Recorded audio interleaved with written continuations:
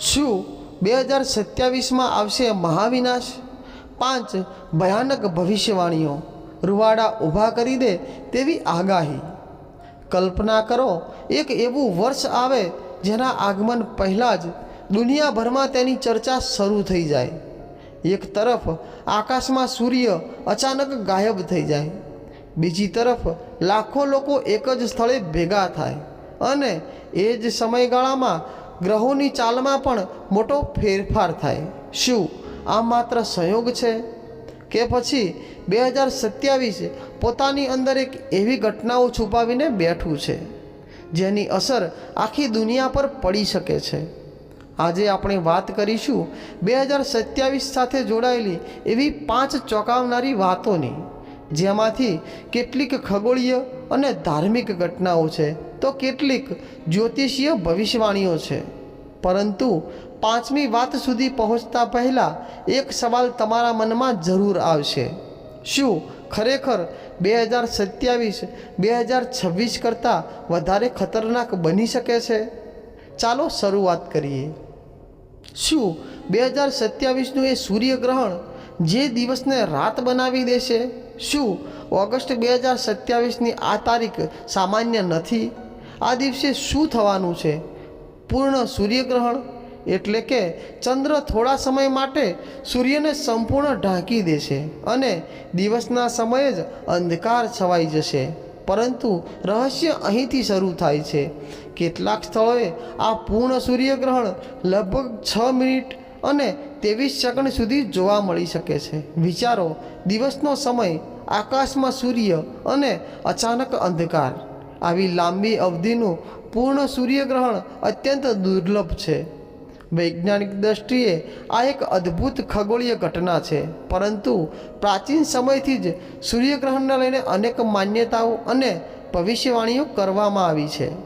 અને અહીં એક સવાલ ઊભો થાય છે: શું આ માત્ર આકાશની ઘટના છે કે લોકો તેને આવનારા મોટા પરિવર્તનનો સંકેત પણ માને છે? જવાબ માટે આગળ વધીએ।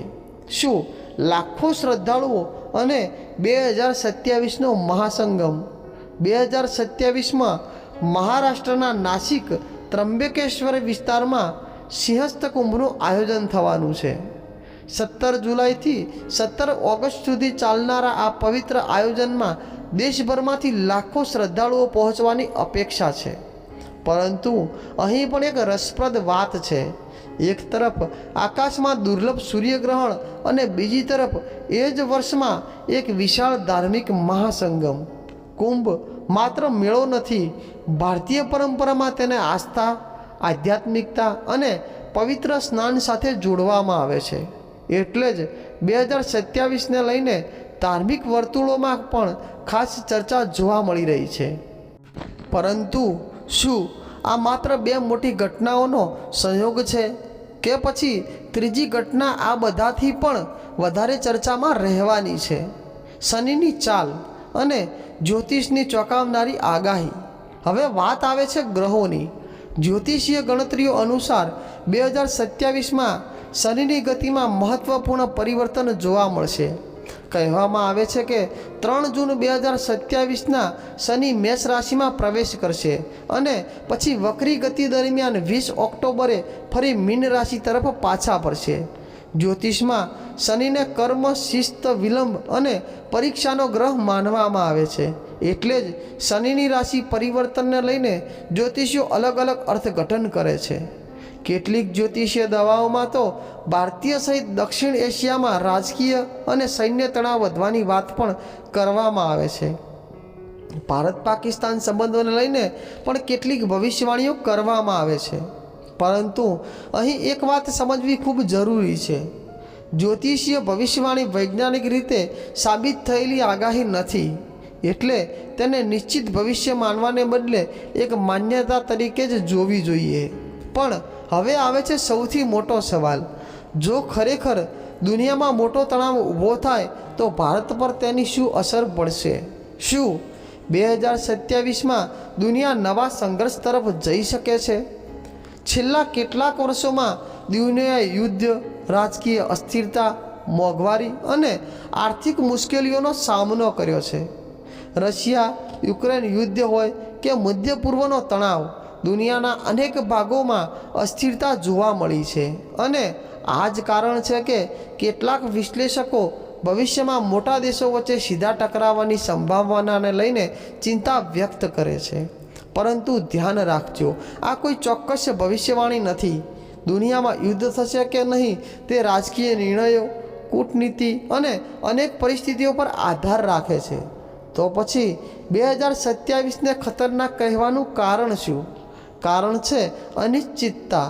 જ્યારે દુનિયા પહેલેથી જ અનેક સંકટોમાંથી પસાર થઈ રહી હોય ત્યારે નાની ઘટના પણ મોટી અસર પેદા કરી શકે છે. અને કદાચ 2027ની સૌથી મોટી કહાની કોઈ ગ્રહ કે ગ્રહણ નહીં, પરંતુ માનવજાતના પોતાના નિર્ણયો હશે. અને સૌથી મોટું રહસ્ય નવી મહામારીનો ભય. કોરોના મહામારી પછી દુનિયાએ એક વાત શીખી છે: એક નાનકડો વાયરસ પણ આખી દુનિયાની વ્યવસ્થા બદલી શકે છે. આ જ કારણે વૈજ્ઞાનિકો અને આરોગ્ય સંસ્થાઓ નવી ચેપી બીમારીઓ માટે હંમેશા સાવચેત રહે છે. ભવિષ્યમાં નવી બીમારી ફેલાવવાની સંભાવના સંપૂર્ણપણે નકારી શકાય નહીં, પરંતુ 2027માં ચોક્કસ નવી મહામારી આવશે એવું કોઈ વિશ્વસનીય વૈજ્ઞાનિક પુરાવાથી કહી શકાય નહીં. તેમ છતાં આ વાત ડરાવવા માટે નહીં, પણ સાવચેતી સમજવા માટે મહત્ત્વપૂર્ણ છે. કારણ કે દુનિયાના સૌથી મોટા સંકટો ઘણી વખત એવી જગ્યાએથી આવે છે જ્યાંથી કોઈને તેની અપેક્ષા પણ હોતી નથી. શું ખરેખર 2027 ખતરનાક છે? હવે આખી વાતને એક સાથે જુઓ. એક તરફ દુર્લભ સૂર્યગ્રહણ, બીજી તરફ સિંહસ્થ કુંભ, ત્રીજી તરફ શનિની રાશિ પરિવર્તન અંગેની જ્યોતિષીય માન્યતાઓ, ચોથી તરફ દુનિયાના વધતા રાજકીય તણાવ અને પાંચમી તરફ નવી ચેપી બીમારીઓ અંગેની વૈશ્વિક ચિંતા. આ બધું સાંભળ્યા પછી 2027 ખરેખર ડરામણું લાગે છે. પરંતુ સાચી વાત કદાચ આનાથી પણ વધારે રસપ્રદ છે. ભવિષ્ય પહેલેથી લખાયેલું નથી.